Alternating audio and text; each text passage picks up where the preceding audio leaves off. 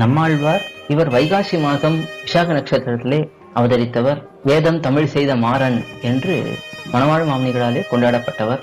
இவர் ஆழ்வார் கோஷ்டியிலும் சேர்ந்தவர், ஆச்சாரிய கோஷ்டியிலும் சேர்ந்தவர்.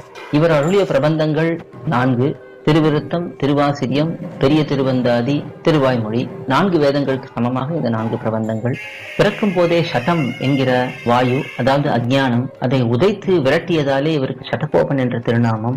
உலக இயல்புக்கு மாறாக இருந்ததாலே மாறன் என்கிற திருநாமம். எம்பெருமானாலே தேர்ந்தெடுக்கப்பட்டு ஆழ்வாராக ஆக்கப்பட்டவர். ஆழ்வாரை வைஷ்ணவ குலபதி என்று சொல்கிறார்கள்.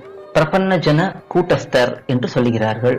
எம்பெருமானார் ராமானுஜர் நம்மாழ்வாரை அடிபணிந்தவன், மாறன் அடிபணிந்து உய்ந்தவன் என்றே தன்னை பற்றி அவரும் நினைத்துக் கொண்டார். நம்மாழ்வாரை அவையவியாகவும் மற்ற ஆழ்வார்களை நம்மாழ்வாருடைய ஓரொரு அவயவமாகவும் விளக்கியுள்ளனர்.